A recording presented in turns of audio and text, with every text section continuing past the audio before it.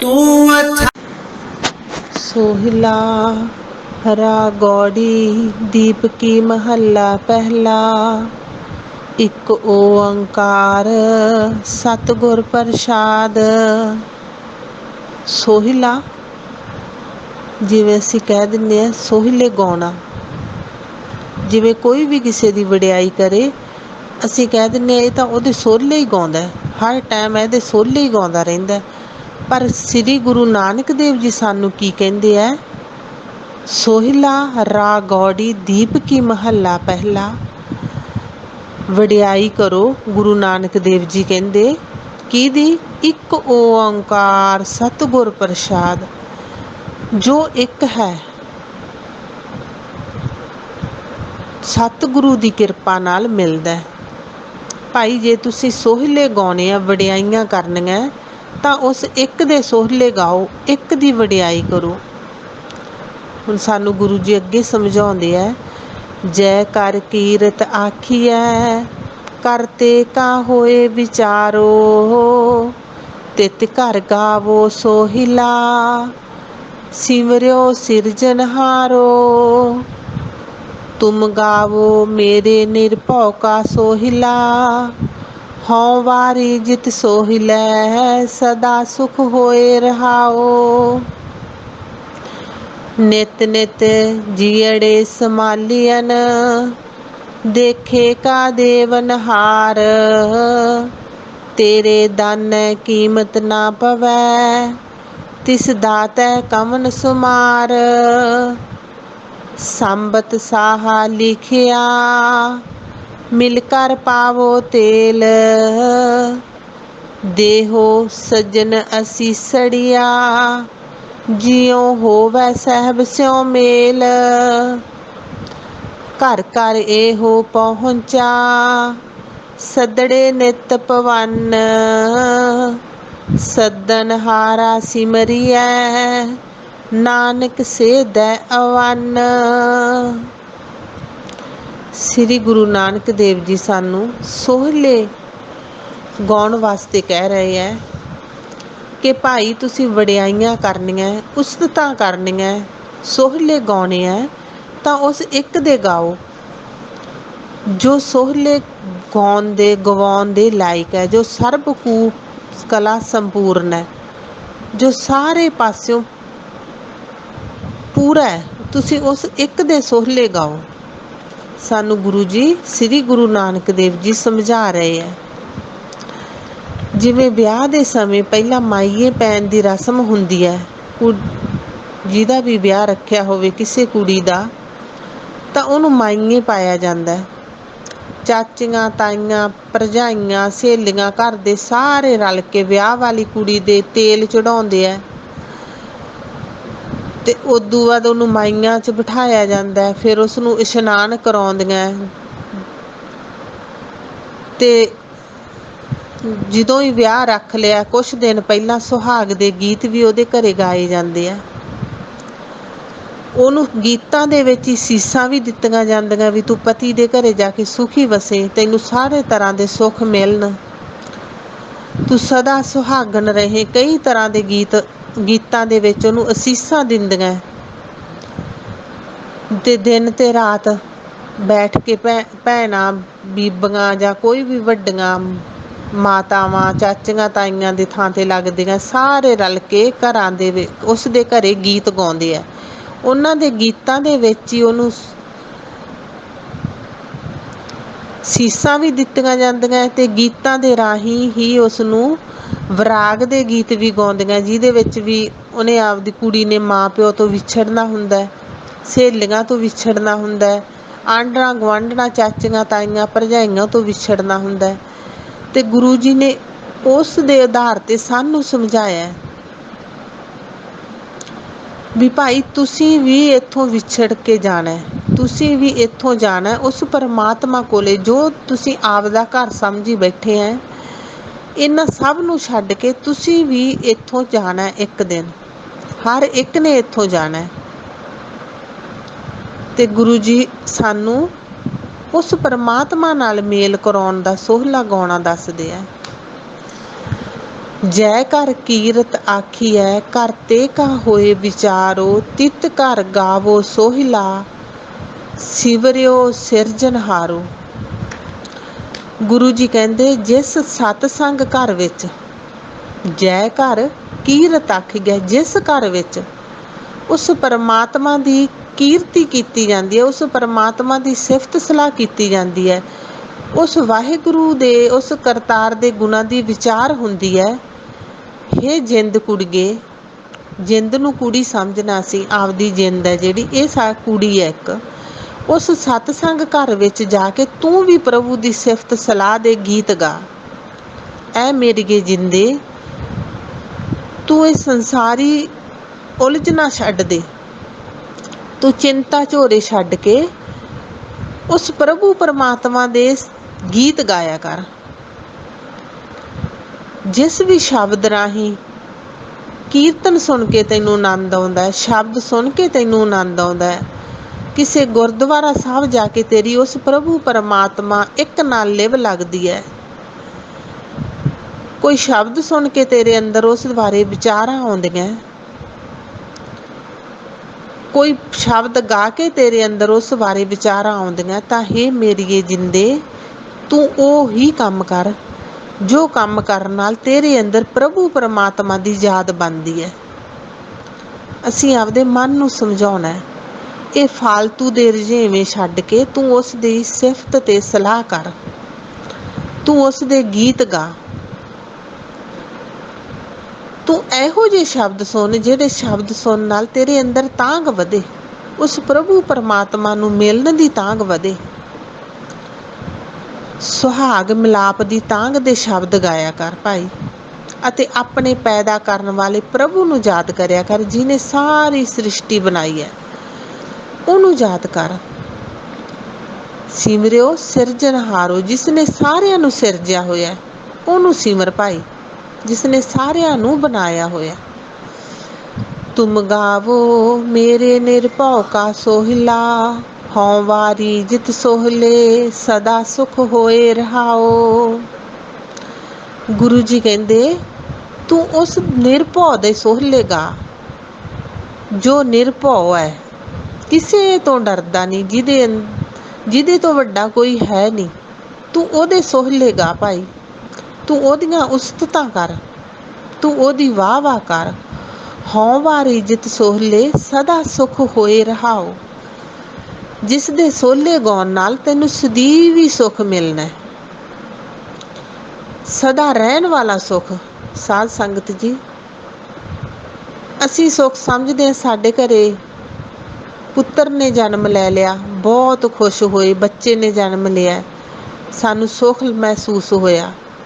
ਪਰ ਜਿਸ ਦਿਨ ਉਹ ਬੱਚਾ ਬਿਮਾਰ ਹੋ ਗਿਆ ਜਾਂ ਮਾਂ ਬਾਪ ਦੇ ਕਹਿਣੇ ਤੋਂ ਬਾਹਰ ਹੋ ਗਿਆ, ਉਹ ਬੱਚੇ ਨੇ ਦੁੱਖ ਦੇਤਾ। ਪਰ ਗੁਰੂ ਜੀ ਕਹਿੰਦੇ ਭਾਈ ਇਹਨਾਂ ਸੁੱਖਾਂ ਦੇ ਨਾਲ ਨਾ ਜੁੜ ਤੂੰ, ਇਹ ਅਲਫ ਸੁੱਖ ਹੈ, ਇਹ ਕੁਛ ਟਾਈਮ ਵਾਸਤੇ ਸੁੱਖ ਦੇਣ ਵਾਲੀਆਂ ਚੀਜ਼ਾਂ। ਪੈਸਾ ਆਇਆ ਤੈਨੂੰ ਬਹੁਤ ਖੁਸ਼ੀ ਹੋਊਗੀ, ਸੁੱਖ ਤੈਨੂੰ ਲੱਗੂਗਾ ਵੀ ਪੈਸੇ ਵਿੱਚ ਹੀ ਸੁੱਖ ਆ, ਲੱਗਦਾ ਸਾਨੂੰ। ਪਰ ਗੁਰੂ ਜੀ ਕਹਿੰਦੇ ਪੈਸਾ ਗਿਆ ਤਾਂ ਦੁੱਖ। ਪਰ ਸਾਨੂੰ ਗੁਰੂ ਜੀ ਸਦੀਵੀ ਸੁੱਖ ਨਾਲ ਜੋੜਨਾ ਚਾਹੁੰਦੇ ਆ, ਜੋ ਸਦਾ ਸੁੱਖ, ਜਿਹਦੇ ਵਿੱਚ ਲੱਗ ਕੇ ਅਸੀਂ ਸਦਾ ਸੁਖੀ ਰਹਾਂਗੇ। ਅਸੀਂ ਫਿਰ ਦੁੱਖ ਵਿੱਚ, ਉਹ ਸੁੱਖ ਦੁੱਖ 'ਚ ਨਹੀਂ ਬਦਲਦਾ। ਨਹੀਂ, ਕੋਈ ਵੀ ਸਾਨੂੰ ਸੰਸਾਰੀ ਸੁੱਖ ਮਿਲਦਾ ਉਹਦੇ ਪਿੱਛੇ ਦੁੱਖ ਜ਼ਰੂਰ ਹੁੰਦਾ। ਗੁਰੂ ਜੀ ਕਹਿੰਦੇ ਤੂੰ ਉਸ ਦੀ ਵੀ ਸੁੱਖ ਦੇਣ ਵਾਲੇ ਪ੍ਰਭੂ ਪਰਮਾਤਮਾ ਨਾਲ ਜੁੜ, ਤੂੰ ਉਸ ਦੇ ਗੁਣ ਗਾ,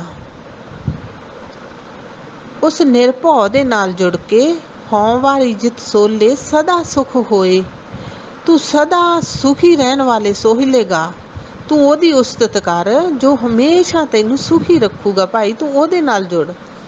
ਰਹਾਓ ਨਿਤ ਨਿਤ ਜੀੜੇ ਸਮਾਲੀਅਨ, ਦੇਖੇ ਕਾ ਦੇਵਨਹਾਰ, ਤੇਰੇ ਦਾਨੈ ਕੀਮਤ ਨਾ ਪਵੈ, ਤਿਸ ਦਾਤੈ ਕਵਨ ਸਮਾਰ।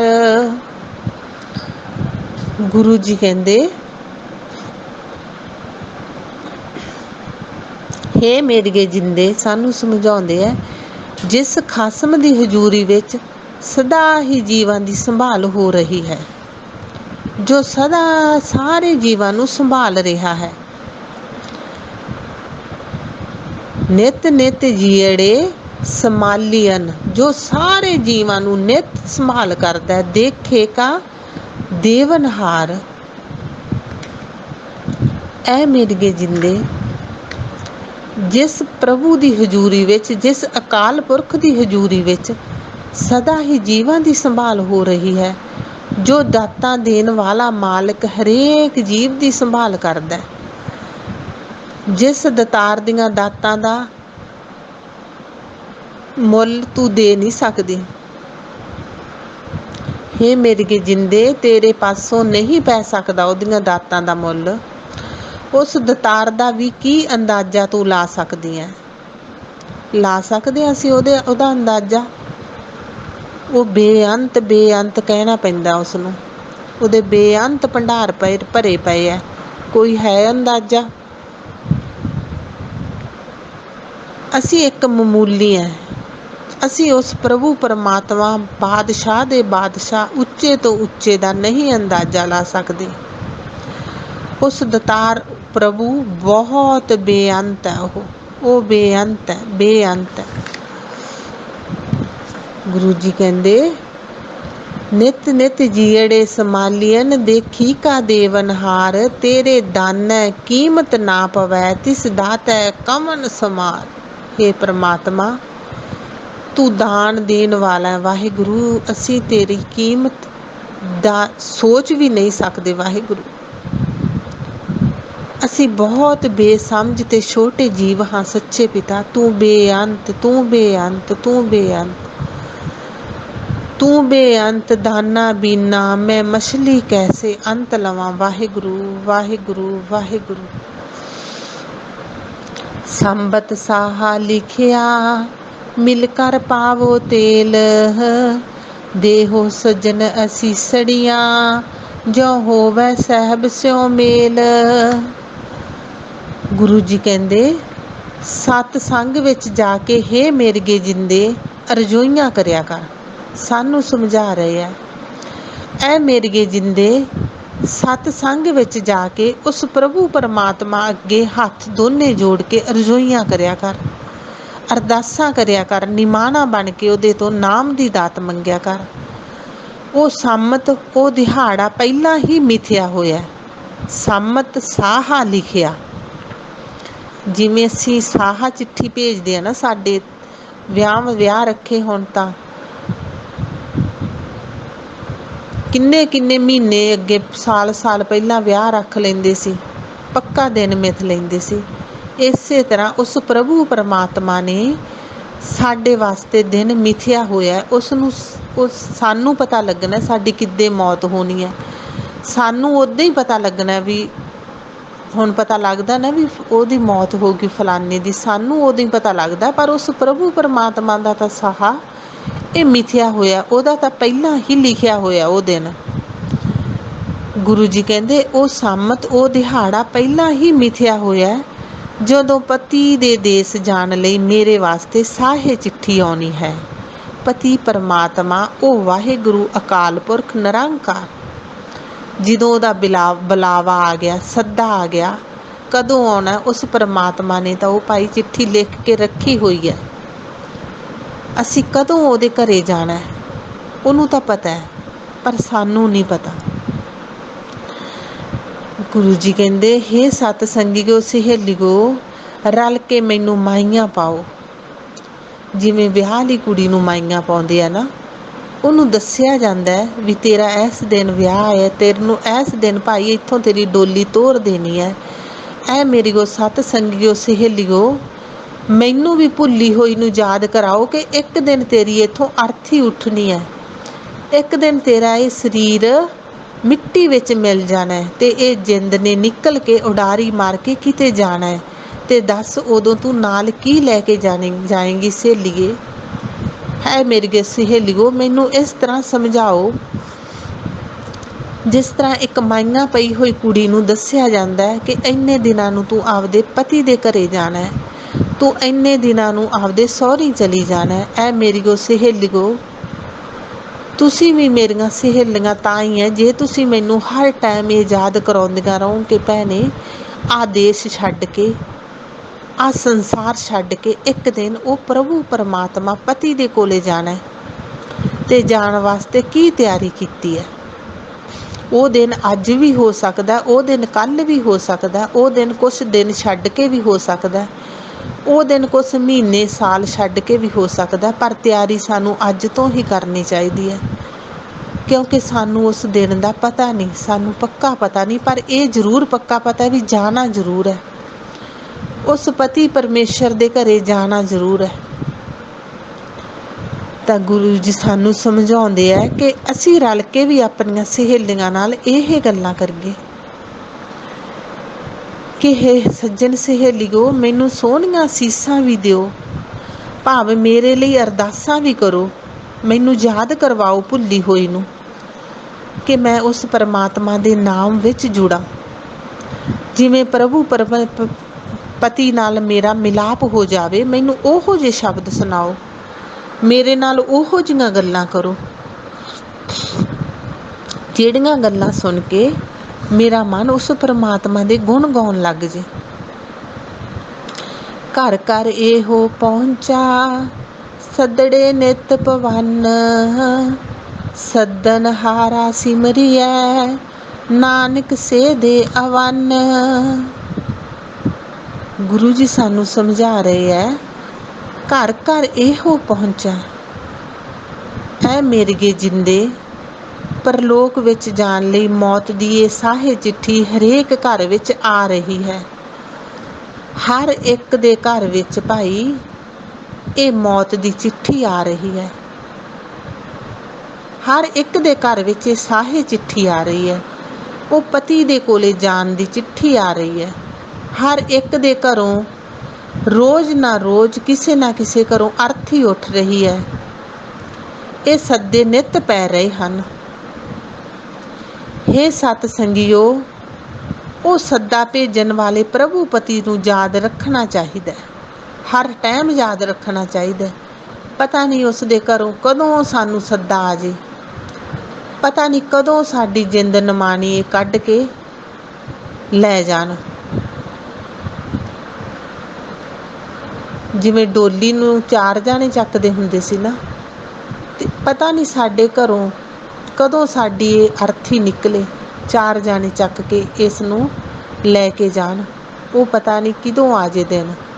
ਤੇ ਐ ਮੇਰੇ ਮਨ, ਤੂੰ ਹਰ ਟਾਈਮ ਉਸ ਪ੍ਰਭੂ ਪਰਮਾਤਮਾ ਨੂੰ ਯਾਦ ਰੱਖ, ਉਸ ਪਤੀ ਨੂੰ ਯਾਦ ਰੱਖ। ਜਦੋਂ ਡੋਲੀ ਨਿਕਲਦੀ ਹੈ ਸਾਧ ਸੰਗਤ ਜੀ, ਜਿਸ ਘਰ ਵਿੱਚ ਮੌਤ ਹੁੰਦੀ ਹੈ ਉਸ ਦੇ ਨਾਲ ਕੀ ਜਾਂਦਾ, ਫਿਰ ਉਸ ਮਨੁੱਖ ਦੇ ਨਾਲ ਕੀ ਜਾਂਦਾ। ਅਸੀਂ ਸੋਚੀਏ, ਕੀ ਇਹ ਧਨ ਦੌਲਤ ਇਕੱਠਾ ਕੀਤਾ ਕਦੇ ਕੋਈ ਲਿਜਾਂਦਾ ਦੇਖਿਆ? ਕੀ ਇਹ ਧੀਆਂ ਪੁੱਤਰ ਜੋ ਕਹਿੰਦੇ ਅਸੀਂ ਇੱਕ ਪਲ ਵੀ ਤੇਰੇ ਬਿਨਾਂ ਰਹਿ ਨਹੀਂ ਸਕਦੇ, ਕਦੇ ਕੋਈ ਜਾਂਦਾ ਦੇਖਿਆ? ਸਾਧ ਸੰਗਤ ਜੀ, ਜਿੰਨਾ ਕੰਮਾਂ ਵਿੱਚ ਅਸੀਂ ਲੱਗ ਕੇ ਸਾਰਾ ਸਮਾਂ ਬਰਬਾਦ ਕਰ ਲੈਂਦੇ ਹਾਂ, ਉਸ ਪਰਮਾਤਮਾ ਦੀ ਯਾਦ ਵਿੱਚ ਨਹੀਂ ਜੁੜਦੇ। ਉਹ ਪ੍ਰਭੂ ਪਰਮਾਤਮਾ ਨੂੰ ਭੁਲਾ ਦਿੰਦੇ ਆ ਮਨ 'ਚੋਂ। ਕੀ ਉਹ ਕੋਈ ਕੰਮ ਜਾਂ ਕੋਈ ਉਹ ਘਰ ਵਿੱਚ ਸਹੂਲਤਾਂ ਬੰਦੇ ਦੇ ਨਾਲ ਜਾਂਦੀਆਂ? ਨਹੀਂ, ਇੱਕ ਹੀ ਚੀਜ਼ ਨਾਲ ਜਾਣ ਵਾਲੀ ਹੈ, ਉਸ ਪਤੀ ਦੀ ਯਾਦ, ਉਹ ਖਸਮ ਦੀ ਯਾਦ, ਉਸ ਅਕਾਲ ਪੁਰਖ ਦੀ ਯਾਦ, ਉਸ ਨਿਰਭਉ ਦੀ ਯਾਦ, ਜੋ ਆਦ ਸੱਚ ਜੁਗਾਦ ਸੱਚ ਹੈ ਪੀ ਸੱਚ, ਨਾਨਕ ਹੋਸੀ ਪੀ ਸੱਚ। ਉਸ ਦੀ ਯਾਦ, ਉਸ ਦੀ ਸਿਮਰਤੀ, ਉਸ ਦੀ ਕੀਰਤਨੀ ਹੀ ਨਾਲ ਜਾਣੀ ਹੈ। ਗੁਰੂ ਜੀ ਕਹਿੰਦੇ ਭਾਈ ਉਹਦੇ ਸੋਹਲੇ ਗਾਓ, ਹਰ ਟਾਈਮ ਉਸ ਇੱਕ ਦੇ ਸੋਹਲੇ ਗਾਓ, ਇਹੀ ਤੇਰੇ ਨਾਲ ਦਾਜ ਜਾਣਾ। ਤੂੰ ਉਸ ਪਰਮਾਤਮਾ ਦੀ ਯਾਦ ਵਿੱਚ ਲੱਗ, ਤੂੰ ਉਸ ਪ੍ਰਭੂ ਪਰਮਾਤਮਾ ਨੂੰ ਯਾਦ ਰੱਖ। ਕਿਉਂਕਿ ਹੇ ਨਾਨਕ, ਸਾਡੇ ਵੀ ਉਹ ਦਿਨ ਨੇੜੇ ਆ ਰਹੇ ਹਨ। ਉਸ ਪਰਮਾਤਮਾ ਦੇ ਘਰੋਂ ਸਾਨੂੰ ਵੀ ਸੱਦਾ ਆਉਣ ਵਾਲਾ ਹੈ। ਅਸੀਂ ਉਸ ਖਸਮ ਪ੍ਰਭੂ ਪਰਮਾਤਮਾ ਨੂੰ ਯਾਦ ਰੱਖੀਏ ਹਰ ਟਾਈਮ। ਐ ਮੇਰੀ ਉਹ ਸੱਜਣ ਸਹੇਲੀਓ, ਮੈਨੂੰ ਇਹੋ ਜਿਹੀ ਸਿੱਖਿਆ ਦਿਓ, ਜਦੋਂ ਵੀ ਮੈਂ ਤੁਹਾਡੇ ਨਾਲ ਗੱਲ ਕਰਾਂ ਮੈਨੂੰ ਪ੍ਰਭੂ ਪਤੀ ਦੀ ਯਾਦ ਆਵੇ, ਮੈਨੂੰ ਹਰ ਟਾਈਮ ਮੌਤ ਯਾਦ ਰਹੇ। ਸੋ ਗੁਰੂ ਰੂਪ ਪਿਆਰੀ ਸਾਧ ਸੰਗਤ ਜੀ, ਅੱਜ ਵਾਹਿਗੁਰੂ ਸੱਚੇ ਪਾਤਸ਼ਾਹ ਦੀ ਕਿਰਪਾ ਨਾਲ ਇੱਥੋਂ ਤੱਕ ਹੀ ਸ਼ਬਦ ਦਾ ਪਾਠ ਹੋਇਆ। ਸੋ ਵਾਹਿਗੁਰੂ ਮਿਹਰ ਕਰੇ, ਅੱਗੇ ਤੋਂ ਵੀ ਸ਼ੁੱਧ ਅਤੇ ਸਪਸ਼ਟ ਬਾਣੀ ਪੜ੍ਹਨ ਦੀ ਤਾਕਤ ਬਖਸ਼ੇ। ਸੋ ਗੁਰੂ ਰੂਪ ਪਿਆਰੀ ਸਾਧ ਸੰਗਤ, ਸ਼ਬਦ ਦਾ ਪਾਠ ਕਰਦਿਆਂ, ਵਿਚਾਰਾਂ ਕਰਦਿਆਂ ਬਹੁਤ ਗਲਤੀਆਂ ਹੋ ਜਾਂਦੀਆਂ। ਗੁਰੂ ਤੇ ਸੰਗਤ ਬਖਸ਼ਣ ਦੇ ਯੋਗ ਹੈ ਜੀ, ਬਖਸ਼ ਲੈਣਾ। ਇਹ ਸੱਚੇ ਪਿਤਾ ਜੀਓ, ਮਿਹਰ ਕਰਨੀ, ਸਾਰਿਆਂ ਨੂੰ ਆਪਣੇ ਨਾਮ ਦੀ ਦਾਤ ਬਖਸ਼ੋ ਵਾਹਿਗੁਰੂ। ਚਰਨਾਂ ਨਾ ਲਾਓ ਵਾਹਿਗੁਰੂ, ਸਾਰਿਆਂ ਦੀ ਝੋਲੀ ਵਿੱਚ ਨਾਮ ਦੀ ਦਾਤ ਪਾਓ ਸੱਚੇ ਪਿਤਾ। ਦੋ ਹੱਥ ਜੋੜ ਕਰੂੰ ਅਰਦਾਸ, ਤੁਧ ਭਾਵੈ ਤਾਂ ਆਵੈ ਰਾਸ। ਜੇਤਾ ਸਮੁੰਦ ਸਾਗਰ ਨੀਰ ਭਰਿਆ, ਤੇਤੇ ਔਗਣ ਹਮਾਰੇ। ਦਿਆ ਕਰੋ ਕੁਛ ਮਿਹਰ ਅਪਾਵੋ, ਡੁੱਬਦੇ ਪੱਥਰ ਤਾਰੇ। ਵਾਹਿਗੁਰੂ ਵਾਹਿਗੁਰੂ ਵਾਹਿਗੁਰੂ ਵਾਹਿਗੁਰੂ। ਵਾਹਿਗੁਰੂ ਜੀ ਕਾ ਖਾਲਸਾ, ਵਾਹਿਗੁਰੂ ਜੀ ਕੀ ਫਤਿਹ। कोई अवर न तेरी पाते, अवर न तेरी पाते।